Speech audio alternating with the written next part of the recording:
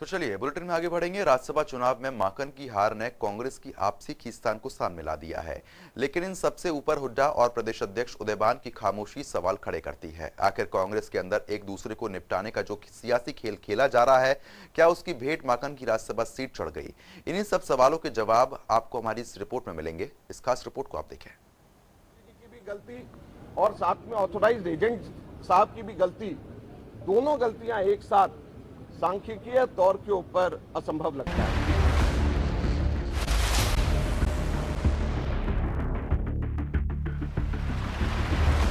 अजय माकन के इन वाक्यों ने पूरी कांग्रेस को हिलाकर रख दिया है। हरियाणा कांग्रेस के दिग्गज नेता एक दूसरे के सामने खड़े हो गए हैं। किरण चौधरी से लेकर राज्य प्रभारी विवेक बंसल तक अजय माकन पर हमलावर हैं, लेकिन कुछ नेता बोलने से बच भी रहे हैं। राज्यसभा चुनाव में भूपेंद्र सिंह हुड्डा के भरोसे और 31 विधायकों के दम पर हरियाणा से राज्यसभा पहुंचने का सपना पाले अजय माकन कार्तिकेय शर्मा से मिली हार के कड़वे घूंट को पी तो गए, लेकिन पचा नहीं पाए। और उसकी बानगी उनका ये बयान है, जिसमें निशाने पर बंसल और किरण चौधरी हैं। पहले आप अजय माकन का ये पूरा बयान सुन लीजिए। बड़ा स्पष्ट है कि जब किरण चौधरी जी ने वोट डालने के बाद बाहर आई तो उन्होंने खुद ही कहा कि मैंने तो टिक किया है। तो उसके बाद में हम लोगों ने जो बैलेट नंबर जिस पे टिक था वो बैलेट नंबर भी हमने देखा और किस क्रम के ऊपर डाला है। तो इसमें कोई अब शक की बात नहीं है कि किरण चौधरी जी नहीं टिक किया है। ये बात और है कि उन्होंने जानबूझ करके नहीं, गलती से टिक किया हो, ये उनको बताना है कि जानबूझ कर किया है या गलती से टिक हुआ है। लेकिन टिक किरण चौधरी जी के द्वारा ही टिक किया गया है। जो ऑथोराइज्ड एजेंट था जिसको हर एक वोट दिखाया जा रहा था, तो वो ऑथोराइज्ड एजेंट लास्ट तक के ये कहते रहे कि हमें 30 सिंगल प्रेफरेंस वोट पड़े, जबकि 29 सिंगल प्रेफरेंस वोट हम लोगों के निकले। तो ये ऑथोराइज्ड एजेंट जो ये कह रहे हैं कि 30 निकले हैं और निकलेंगे हमारे और निकले हमारे 29, इससे भी हम लोगों को नुकसान हुआ। क्योंकि जिस वक्त शाम को Bharatiya Janata party election commission को पूरा इलेक्शन रद्द कराने के लिए मांग कर रही थी, उस वक्त हम लोग इस मुगालते में रहे कि हमारे तो 30 एक सिंगल प्रेफरेंस पड़े हैं, क्योंकि जो हमारा ऑथोराइज्ड एजेंट है वो कह रहे थे कि 30 पड़े। तो अब हो सकता है कि वो भी गलती से उनकी भी गलती रही हो।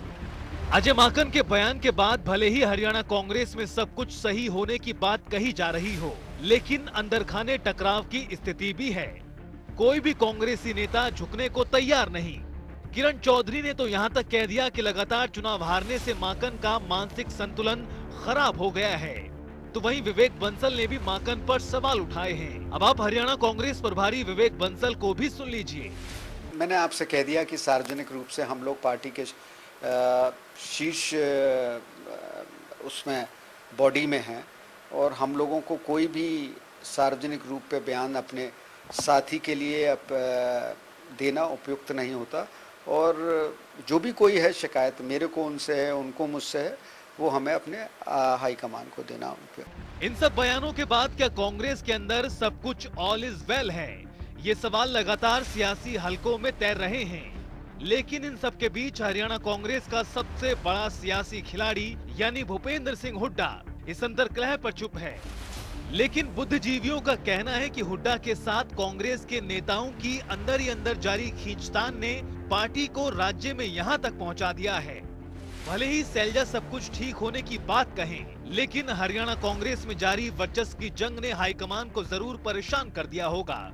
ऐसा भी नहीं है कि ये टकराव कांग्रेस में पहली बार हुआ है। इससे पहले भी कई बड़े नेता जो आज बीजेपी के सांसद विधायक हैं, वो भी हुड्डा पर निशाना साधते हुए पार्टी छोड़ गए थे। ताजा उदाहरण अशोक तंवर और कुलदीप बिश्नोई का है। हालांकि ये अंतर्कलह खुलकर बाहर नहीं आ पाई थी, लेकिन माकन की हार ने कांग्रेस की आपसी खींचतान को खुलकर बाहर ला दिया है। ऐसे में कांग्रेस अध्यक्ष उदयभान की चुप्पी क्या कहती है, क्योंकि 2 साल बाद विधानसभा के चुनाव भी हैं और कांग्रेस को एकजुट करना उदयभान के लिए बड़ी चुनौती। ब्यूरो रिपोर्ट, जनता टीवी।